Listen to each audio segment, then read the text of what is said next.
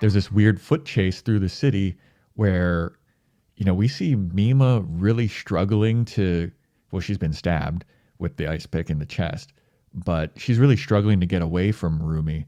But Rumi is like able to float and fly, and we see her as quote unquote real Mima, just floating and effortlessly running and catching up to Mima.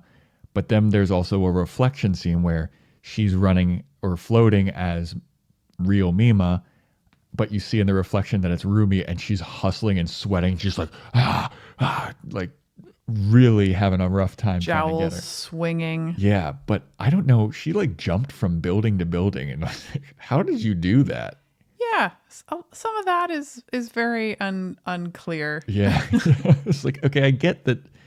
She thinks that she's Mima and she's this perfect idol sensation, but I don't think she could jump from a building to building without, hurting herself. Yeah, and upon this viewing, just because of the fact that we hear Mima screaming for help, and there are like lights on in windows and things, nobody comes to help. Nobody even comes to like look. And I just was thinking, like, with that much commotion, I feel like people would be looking out their windows or coming out of a shop, even enough to just be like, oh shit, what's going on? Oh, I don't want to have anything to do with that. Yeah. Not even that.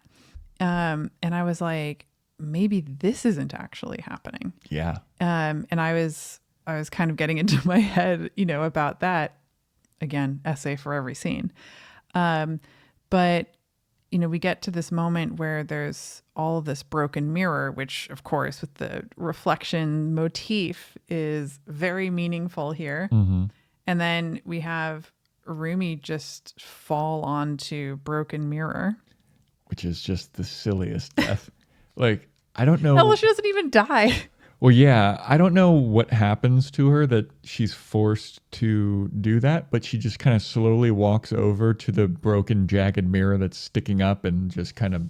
Oh, it's because she had the wig removed. Oh, yeah. Which and kind of her reality is broken. Her reality fantasy is broken. Her identity is kind of shattered, and then she goes over and impales herself on this broken shard of mirror, and then there are these shards of mirror on the floor, and you see her reflection, and it's disjointed, and I was just like, oh, what a shot! Yeah, it's so good. I mean, disjointed like the editing and the timeline and the nonlinear nature of the whole film, and it's also the shattering of her own identity and her worldview and Mima's, and it's just like, ugh.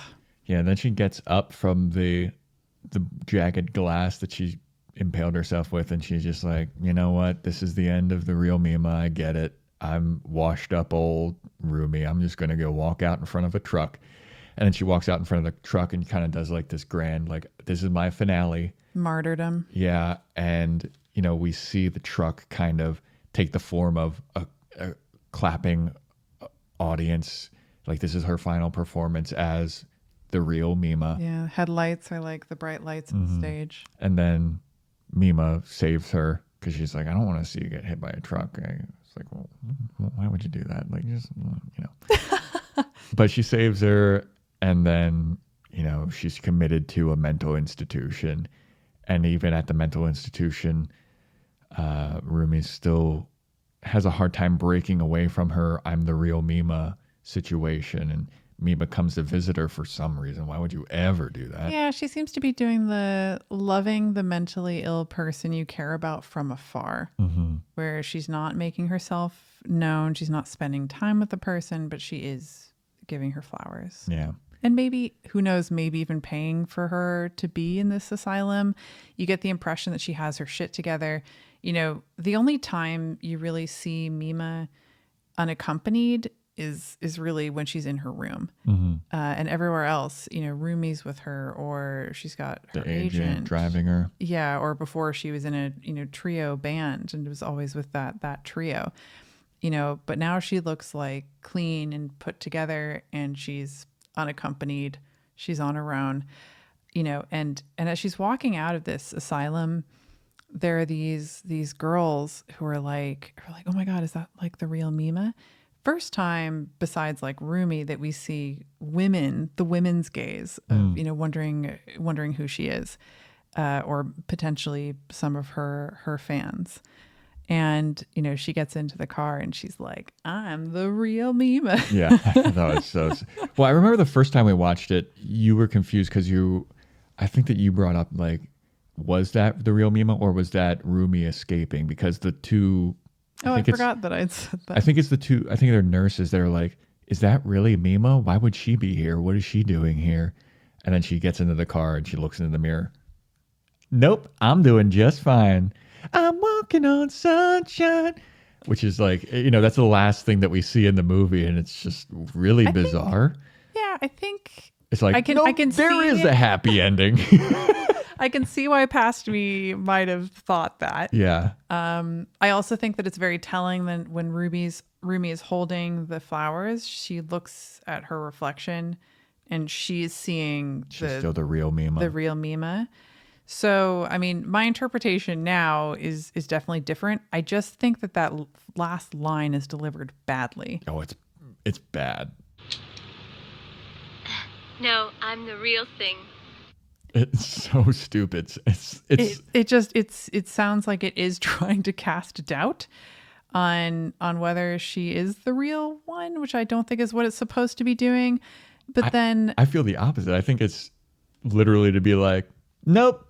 This is a happy ending. I think that is the purpose of it. Oh, and I hate that. But I don't think it needs to be done that way. I feel like it's so over the top and hammy the way it's done that it sounds like it's almost trying to cast doubt on it. Does that make sense? It totally makes sense. I know exactly what you're talking about. It is very hammed up, just like, I'm the real Mima.